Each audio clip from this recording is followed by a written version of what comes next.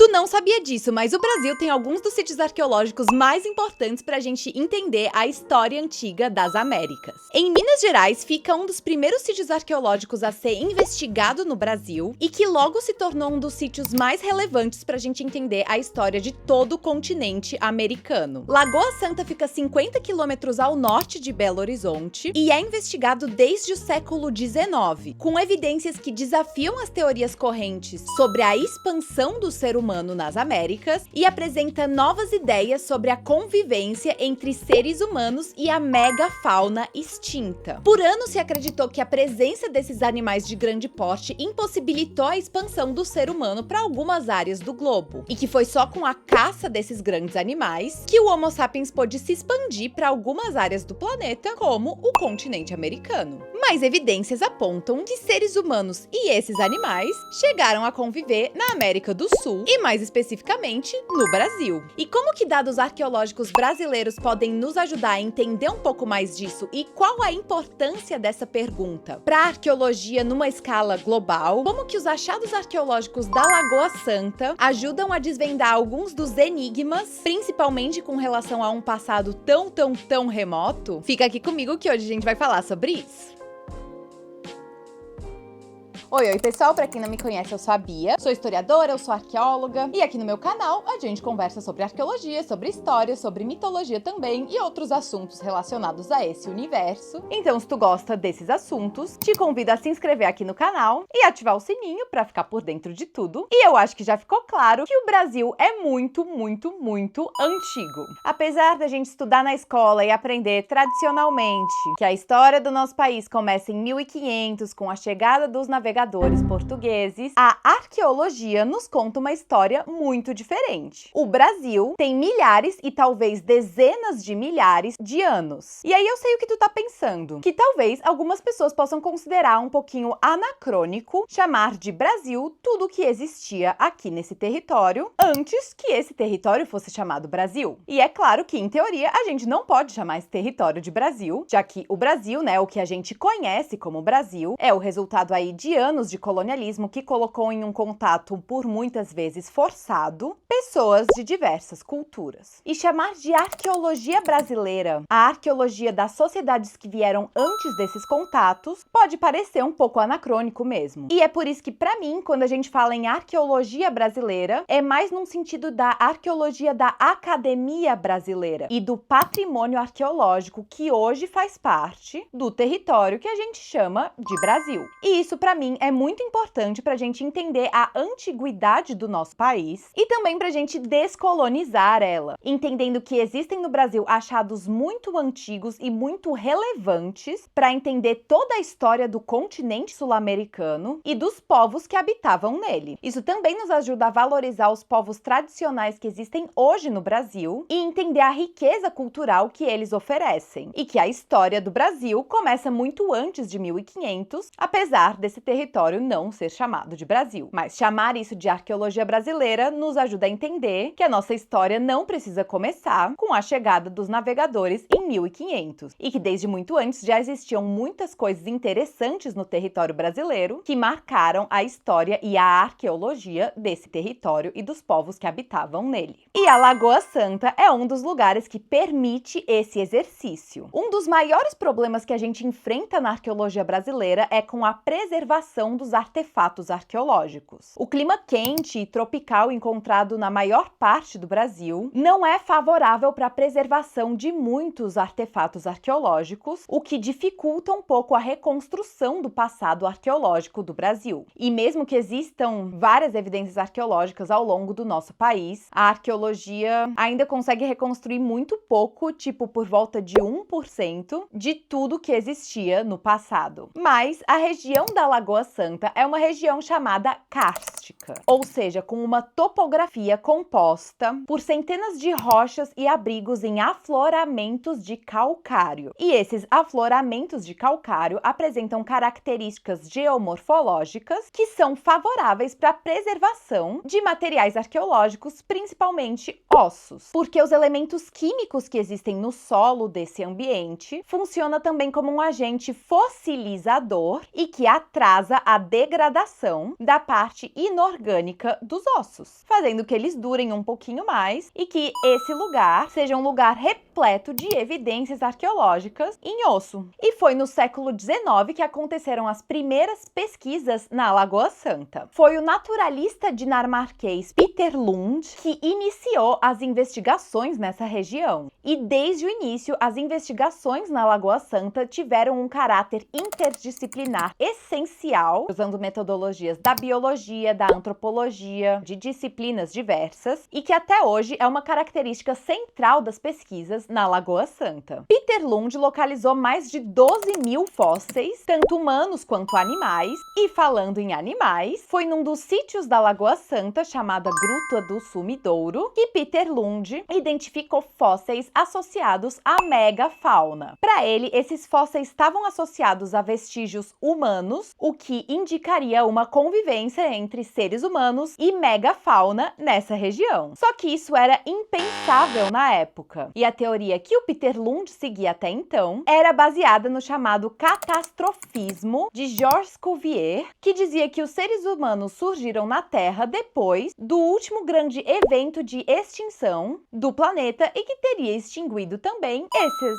animais de grande porte, a megafauna. Mas o que é megafauna, afinal? Pegando aqui uma licença poética dos meus colegas da biologia, megafauna é o termo usado para se referir a animais de grande porte e de mais de 44 quilos que existiram em abundância na Terra e foram extintos há por volta de 12.000 anos. Muitas teorias foram feitas para explicar a extinção desses grandes animais e que envolviam agentes tanto naturais quanto antrópicos, ou seja, relacionando a extinção desses animais à ação humana. E que dizia que foi devido à expansão do ser humano saindo da África em direção aos outros continentes do planeta que esses animais começaram a ser extintos. Porém, uma pesquisa da Universidade Federal de Santa Catarina, também conhecida como a universidade onde eu estudei no bacharelado, foi publicada em 2024 na revista Quaternary Science Reviews e que aponta que a dispersão humana para os diversos continentes da Terra ocorreu simultaneamente a eventos climáticos extremos, chamado períodos de alta sazonalidade, como estações do ano mais severas e secas extremas. E os pesquisadores da UFSC entenderam que esses momentos de grande sazonalidade, nas últimas dezenas de milhares de anos, foi o que levou à extinção dessa chamada megafauna. E, ou seja, essa conclusão diverge então da ideia de que foi por causa da expansão humana aos diversos continentes do globo que esses animais foram extintos, relacionando essa extinção a causas climáticas. Se a gente voltar aqui para o nosso continente americano, a gente precisa falar sobre a teoria de que os primeiros seres humanos a povoarem as Américas foram aqueles relacionados à cultura Clovis, que se desenvolveu na América do Norte. Essas pessoas da cultura Clovis eram excelentes caçadoras de animais de grande porte, ou seja, da megafauna. E foi graças ao domínio da caça da megafauna que eles se expandiram da América do Norte em direção à América do Sul em um período de tempo muito curto. E é por isso que a gente encontra populações humanas distanciadas não muitos anos em partes extremas do continente americano. Em outro vídeo aqui do canal, a gente fala um pouquinho mais sobre essa teoria, sobre as implicações dela e os problemas dela também. Então não vou me alongar muito aqui, mas se vocês têm interesse nesse assunto, convido vocês a olharem lá. E a questão é que, na Lagoa Santa, Peter Lund encontrou ossos humanos associados à megafauna, como se tivesse existido uma convivência entre pessoas e animais de grande porte e não necessariamente a caça desses animais de grande porte. Isso foi algo muito desacreditado na época e que contrariava todas as teorias da época e foi uma das grandes hipóteses defendidas pelo Peter Lund com relação à Lagoa Santa e que esteve presente em todas as pesquisas arqueológicas desenvolvidas na Lagoa Santa desde o século XIX até os dias atuais. Mas não foi só essa contribuição de Lagoa Santa para a arqueologia das Américas como um todo, porque lá, ao encontrar ossos humanos tão antigos, com cerca de 12.000 anos e com uma morfologia muito específica, que era muito distinta de populações indígenas atuais das Américas, que novas teorias com respeito ao povoamento das Américas começaram a surgir. E aqui a gente vai ter que falar do achado mais famoso da Lagoa Santa, que é uma diva ruiva famosa internacionalmente chamada Luzia.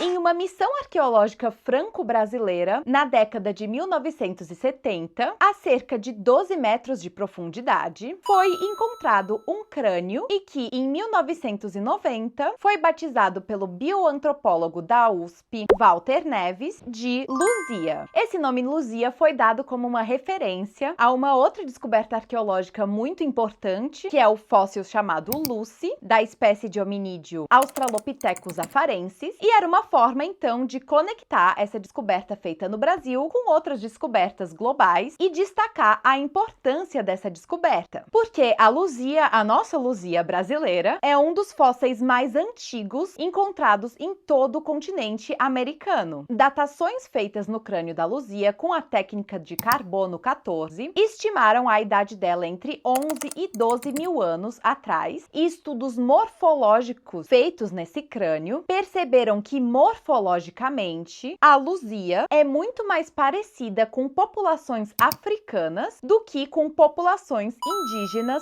da atualidade. Ou seja, ela não seria uma ancestral dos indígenas modernos, mas sim vinda de uma população diferente. E é por isso que essa reconstrução da Luzia faz com que ela se pareça muito mais com populações africanas do que indígenas americanas. Isso levou Walter Neves a defender a existência de uma onda migratória diferente para as Américas, ou seja, distinta da teoria que se acreditava até então e que dizia que o ser humano chegou às Américas vindo do Estreito de Bering há mais ou menos 14 mil anos e migrando da América do Norte em direção à América do Sul. Apesar de se ter, sim, essa distinção morfológica entre a Luzia e indígenas atuais, em 2018, o enigma da Luzia foi parcialmente desvendado com uma pesquisa genética que identificou que, ao menos geneticamente, a Luzia é muito semelhante a indivíduos dessa cultura Clovis, que são conhecidos como esses primeiros americanos, os primeiros a chegarem no nosso continente há 14 mil anos, vindos do Estreito de Bering. Isso foi um pouco decepcionante, talvez, para muitos pesquisadores, que viam a Luzia como uma chave para a gente desvendar alguns dos mistérios que ainda existem com relação ao povoamento das Américas, porque existem sim sítios arqueológicos na América do Sul que são mais antigos do que os sítios arqueológicos relacionados a essa cultura Clovis. Porém, morfologicamente, ela continua sendo diferente dos povos indígenas modernos, o que significa que a questão do povoamento das Américas ainda é muito complexa e fez com que pesquisadores elaborassem uma teoria de que houve no continente americano uma microevolução do Homo sapiens e que fez com que as populações aqui ficassem geneticamente distintas e levassem genes diferentes para diversas partes do nosso continente. E até porque, geneticamente, indígenas atuais não são semelhantes à Luzia. Não é só uma distinção morfológica, fisiológica, é uma distinção genética também. E isso significa que pode ter acontecido uma substituição dessa população e diversas ondas migratórias no nosso continente. Ou seja, a questão ainda está aberta e é muito difícil a gente elaborar uma teoria única que homogeneize o povoamento de todas as Américas. O debate continua aberto e, mais uma vez, o Brasil está contribuindo ativamente para esse debate. E falando em debates, e aquela teoria de que o ser humano só se expandiu para o resto das Américas por conta do domínio da caça da megafauna? Lagoa Santa não falava alguma coisa sobre megafauna convivendo com pessoas? Ao longo do século XX, Lagoa Santa foi estudada por pesquisadores principalmente da UFMG e do Museu Nacional do Rio de Janeiro e que tiveram opiniões bem divergentes com relação a essa questão da megafauna. Enquanto os pesquisadores de Minas Gerais defendiam que houve sim uma coexistência entre humanos e megafauna, os pesquisadores do Rio de Janeiro acreditavam que não existiu essa coexistência. E foi só no início dos anos 2000 que o projeto Origens buscou testar as hipóteses do Peter Lund, tanto com relação à antiguidade do ser humano nas Américas, quanto sobre essa suposta coexistência entre humanos e megafauna. E entre os achados desse projeto foram encontradas evidências de uma preguiça gigante e um tigre-dente de sabre datados em 9.000 anos. E se o ser humano existia naquela região desde por volta de 11 ou 12 mil anos, significa que seres humanos e esses animais gigantes conviveram nessa região. E vocês lembram que a teoria dos primeiros seres humanos nas Américas fala que esses humanos dessa cultura Clovis se expandiram em direção ao sul graças ao domínio da caça da megafauna? Em Lagoa Santa, apesar de terem sido encontradas evidências para a convivência entre humanos e megafauna, não foram encontrados indícios de que esses humanos caçavam a megafauna. Através do estudo da dieta dessas pessoas, se percebeu que a alimentação delas era baseada em plantas e frutas, ou seja, as pessoas não costumavam caçar esses animais gigantes. E isso é interessante também porque a caça a esses animais permite que populações inteiras consigam se alimentar apenas com um animal, já que a gente está falando de animais de grande porte. Em Lagoa Santa, no entanto, as pessoas tinham outro tipo de convivência com esses animais, o que é muito interessante e levanta algumas perguntas. E eu acho que o mais interessante para mim é perceber que, apesar de geneticamente a Luzia ser tão parecida com esses seres humanos que dominavam essa caça de animais de grande porte, o povo dela não tinha o domínio dessa caça. Então a gente está falando de populações geneticamente semelhantes e culturalmente distintas, e que não necessariamente foi graças à caça desses animais que o ser humano se expandiu em direção à América do Sul. Não falando que necessariamente uma correlação genética implica em uma correlação cultural, claro que não, mas sim que essa população que migrou da América do Norte se transformou bastante ao longo do caminho. E eu acho que, mais uma vez, a gente tem aqui, no Brasil, evidências que dizem respeito à arqueologia de todo o nosso continente, que oferecem respostas a enigmas que existem há bastante tempo dentro da ciência arqueológica e que, mais uma vez, demonstram o poder da arqueologia brasileira e como a gente tem que conhecer ela e valorizar ela cada vez mais. O que, se não é interessante para vocês, é muito interessante para mim, e eu gosto de compartilhar esses meus interesses com as pessoas, então é por isso que eu tô aqui nesse momento gravando esse vídeo para vocês. E se tu gostou desse vídeo, eu queria te agradecer por ter assistido esse vídeo. Um vídeo um pouco diferente, um pouco mais expositivo e tudo mais, e meio work in progress, né? Porque acho que ainda tem muitas coisas que a gente pode entender, não só sobre esse sítio arqueológico, mas outros sítios tão antigos que estão no território do Brasil. E se tu gostou desse vídeo, eu te convido a se inscrever aqui no canal, deixa um like e um comentário pra gente continuar essa conversa. Queria dizer também pra vocês que esse canal é praticamente um trabalho voluntário, eu não recebo muita coisa pra estar aqui conversando com vocês. Eu estou aqui porque eu gosto muito de fazer isso, mas muitas pessoas me pedem recomendações de livros,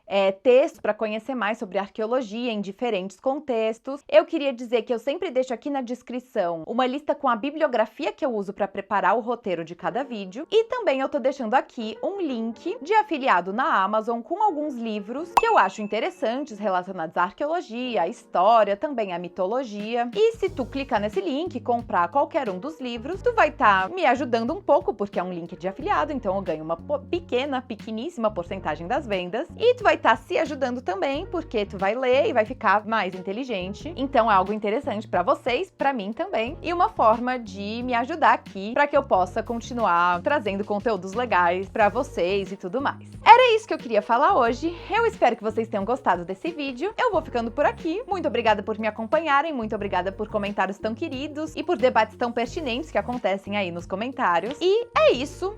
Um beijo e até mais!